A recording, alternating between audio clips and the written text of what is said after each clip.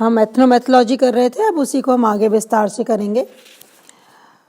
एथनोमेथोलॉजी के बारे में मैंने बताया कि हैरोल्ड गारफिंकल ने अपनी पुस्तक स्टडीज़ इन एथनोमेथोलॉजी के अंदर एथनोमेथोलॉजी को इंट्रोड्यूस करने का प्रयास किया है, और आपको ये भी बताया कि एथनोमेथोलॉजी एक प्रतिक्रिया स्वरूप, एक उपागम के रूप में हमारे सामने प्रस्तुत हुआ। और स्ट्रक्चरल फंक्शनल अप्रोच जिस प्रकार का अध्ययन कर रही थी, समाजशास्त्रियों को अनुभव हुआ कि बहुत सारे ऐसे सामाजिक यथार्थ हैं जिन्हें हम स्ट्रक्चरल फंक्शनल अप्रोच या कॉन्फ्लिक्ट थियरी के द्वारा समझ नहीं सकते।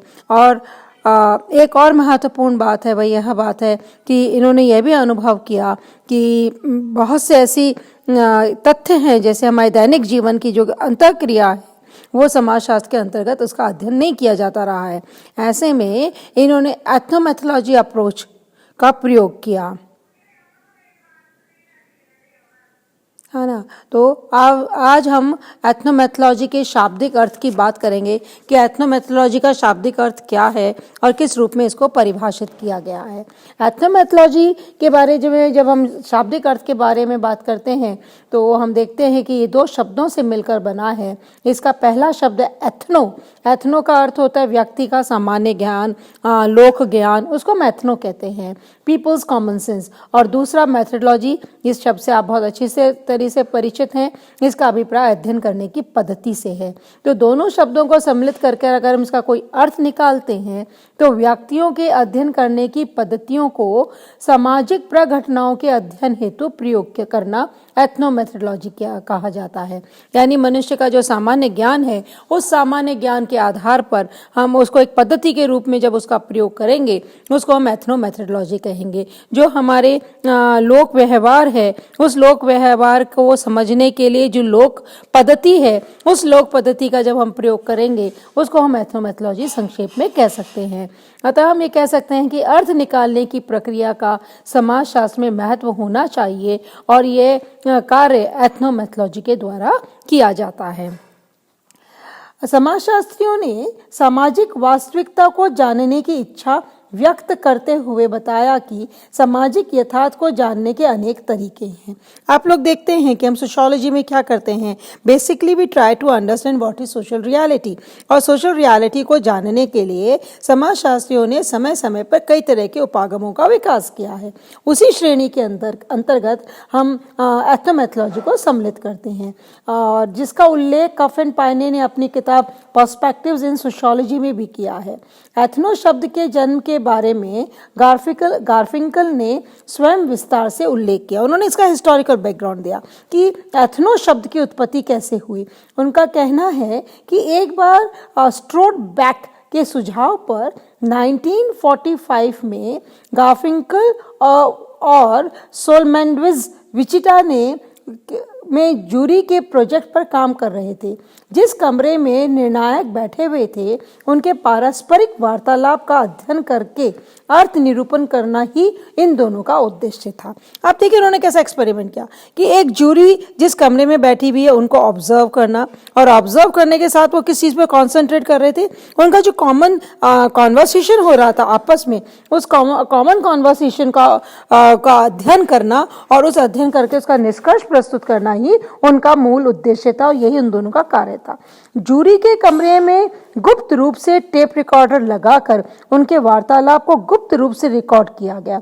इन दोनों ही विचारकों ने रिकॉर्ड किए गए वार्तालाप को बार बार सुना, और जब मैंस वार्तालाप को लिख रहे थे, एथनो शब्द का प्रयोग उनके मस्तिष्क में आया।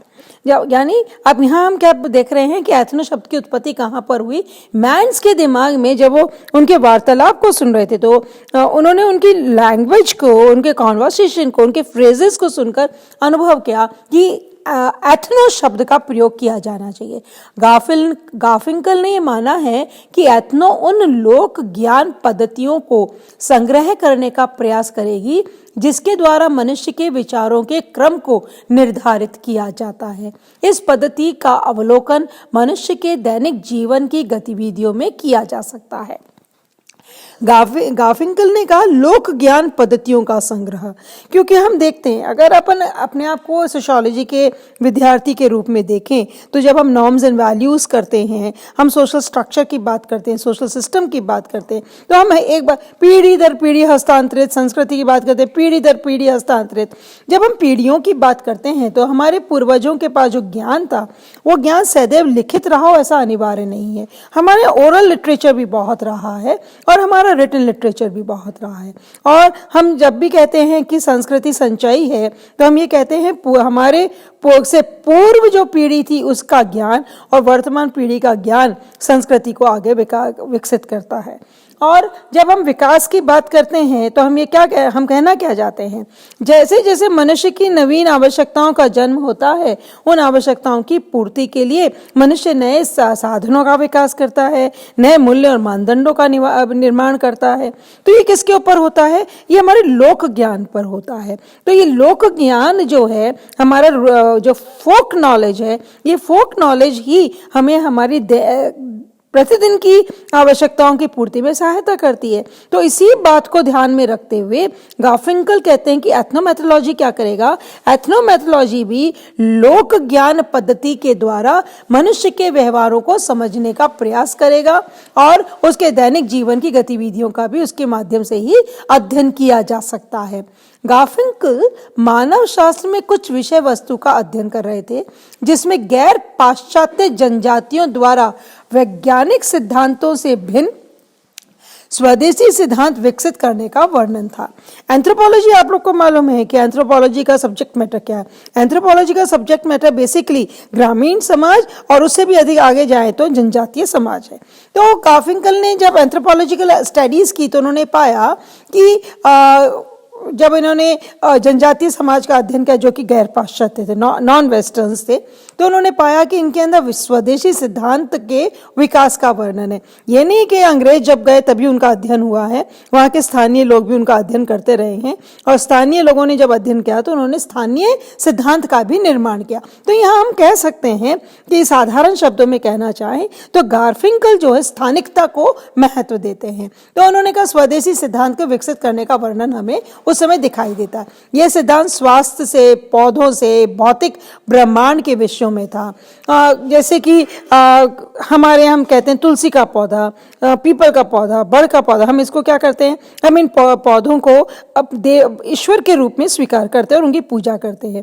लेकिन वास्तविकता क्या है, केवल इन पेड़ों को बचाने के लिए हमने इसके साथ में दैविकता को जोड़ दिया है और हमने उसी के आधार पर इनको समझाने का प्रयास किया। तुलसी के महत्व को, जब उसकी मेडिसिनल वैल्यू की हम बात करते हैं तो हमारे पूर्वज इस मेडिसिनल वैल्यू को बहुत अच्छे से जानते थे। तो इसको हम एथनो नॉलेज कहते हैं क्योंकि तुलसी की वैल्यू मालूम थी, तुलसी को लेने से कौन कौन सी बीमारियां ठीक हो सकती हैं, हमारा पर्यावरण कैसे शुद्ध हो सकता है, ये उनको उसका ज्ञान था। इसी प्रकार आप देखेंगे कि अभी कोविड के समय हम लोग देखते रहे हैं, हमें सुझाव मिलते रहे हैं कि आपको काढ़े के रूप में हल्दी का प्रयोग करना चाहिए, अदरक का प्रयोग करना चाहिए। हमारे भारतीय समाज के अंदर ये एथनो नॉलेज पहले से प्रिवेल करती रही है। आप लोगों ने अपने घरों में भी देखा होगा कि आपके माता पिता या आपके ग्रैंड पेरेंट्स हल्दी के प्रयोग पर, जिंजर के, अदरक के प्रयोग पर कितना बल देते रहे। इसको हम एथनो नॉलेज कहते हैं। ग्रामीण क्षेत्रों में आज भी छोटी कोई हल्की फुल्की बीमारी हो जाती है, चोट लग जाती है, तो वो किस प्रकार इलाज करते हैं, वो तुरंत डॉक्टर के पास नहीं जाते हैं, वो पहले अपना घरेलू इलाज करते हैं। जिसको आपने घरेलू इलाज कहा है वो एक्चुअली एथनो मेडिसिनल नॉलेज है, उसी को हम एथनो कहते हैं। तो इन्होंने कहा कि इस लोक सिद्धांत को ethno medicine, ethno botany, ethno physics, ethno astrology आदि के नाम से नामांकित किया गया। एथनो पद्धति का विकास मानव शास्त्रीय शब्द के रूप में हुआ। जिस प्रकार एथनो बॉटनी में बॉटनी शब्द का प्रयोग किया जाता है, ठीक उसी प्रकार एथनो प्रणाली शब्द में मेथडोलॉजी शब्द विषय वस्तु का प्रतीक है, ना कि वैज्ञानिक साज समान का। जिस तरह बॉटनी शब्द का प्रयोग किया गया है, ठीक उसी प्रकार मेथडोलॉजी के रूप में इसका प्रयोग किया गया है। इस प्रकार जूरी के सदस्यों ने गार्फिंकल के मतानुसार समाज के कार्यों में समता प्राप्त करने के लिए उपलब्ध पद्धति का उपयोग किया।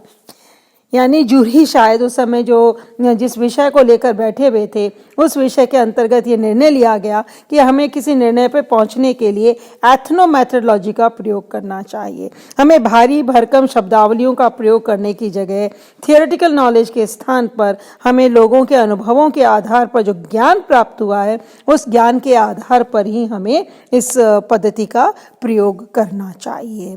आज के लिए